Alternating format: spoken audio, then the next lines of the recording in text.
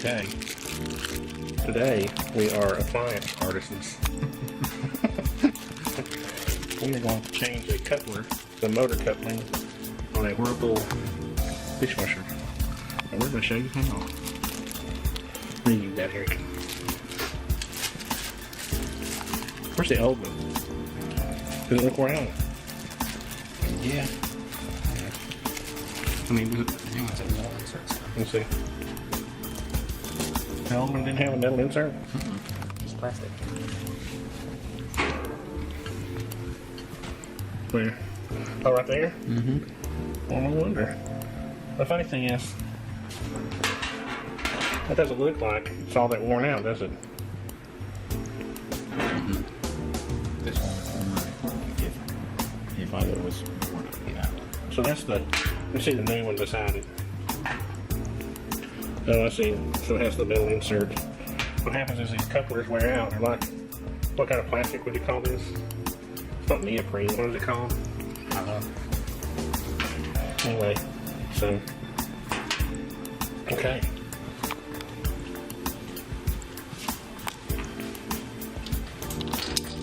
Let's see if I can get in here.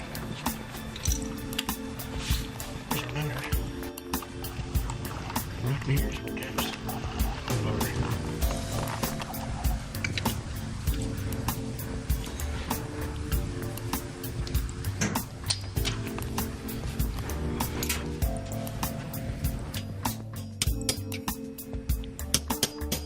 Remember ring isn't handy for that. It's okay, it happened in the video you watched. Right? Mm-hmm. With the spline.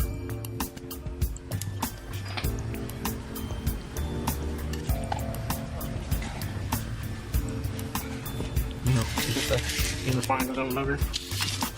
Let's see. Here we go. No. The thing I'm not repairing is washer. Of course, I didn't take it apart. I went to take it apart while Eric was taking it apart. It's a lot on the subject.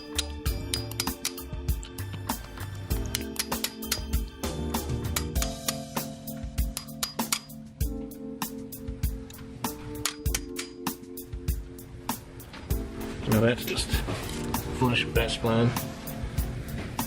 That's the motor, that's part of the motor that goes against the transmission, right? Mm-hmm. Goes over the rubber grommet.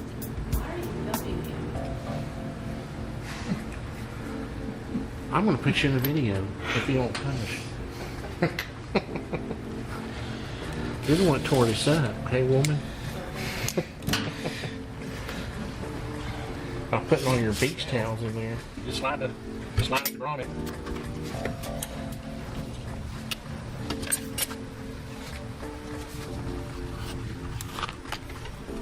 Does it clip on the bottom? Mm-hmm.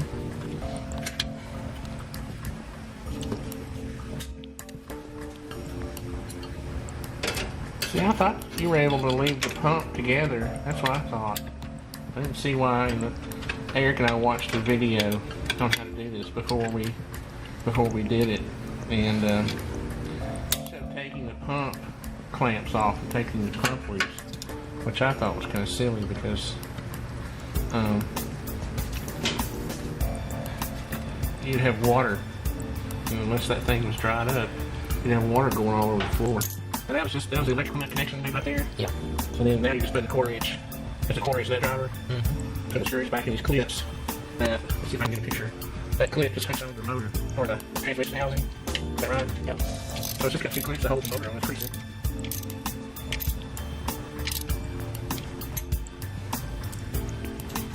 It's loud just right here. Now, I'm going to get the video of us taking this apart, but you can run this in reverse. I'm doing the video in reverse to see taking it apart.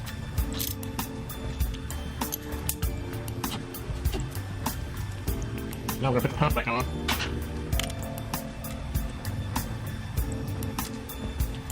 And it just has 2 clamps to hold it on, right? Mm-hmm. And the clips don't even screw on, they just clip on.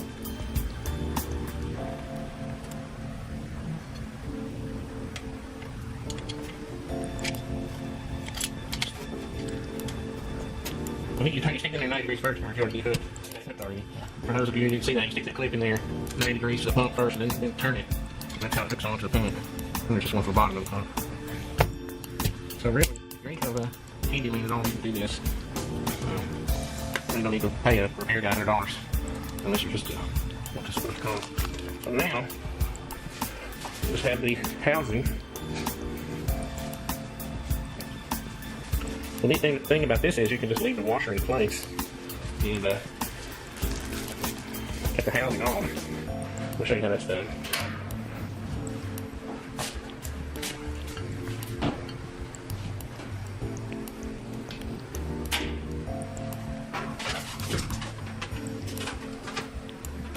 I'll be moving my junk. I like it all where it was. Now he said in the video, make sure, oh, where's my line? Hold on. It sounded important. I don't know if it's important or not. To make sure that the, well, clean it back here. So apparently you're supposed to hook it underneath that black rail there. Right? And as you pivot it forward, it kind of fulcrums around that. Let's see if I can get you. Can you slide it up? I think you're supposed to slide it up under that before you lean it forward. Slide. Huh? Still back to slide under. Sure. That's not what I got the housing back on. And we just reconnected the power supply to the, or the connection for the console. So now what we're going to do is put these little clips back in. They go on that one, Eric. You gotta get the hasp on that side. And then you kind of,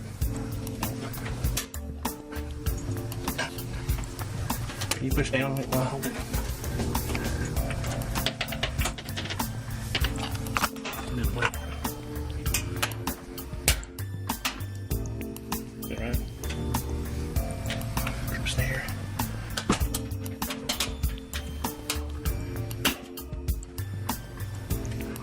Clip. Is this ready to come down?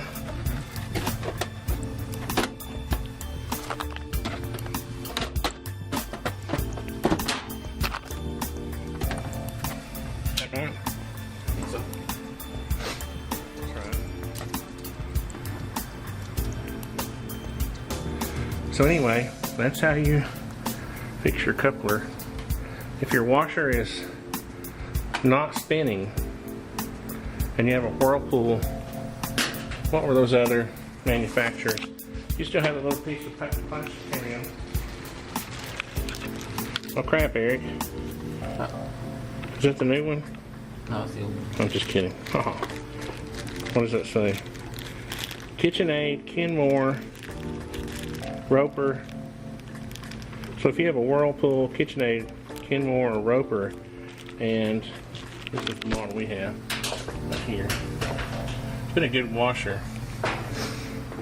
And it's agitating, like this washer was agitating and the water was being removed from the tank, but it just wouldn't spin.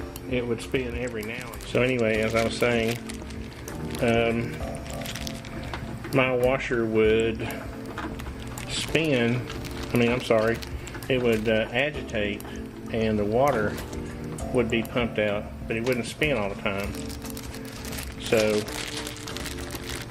a quick trip to YouTube shows me that this little coupler, the original ones did not have a little metal reinforced, opening here, and that would be just enough to keep it from spinning. So we're going to try this out in just a second. Oh, wait a minute. Open that up. See if it's working.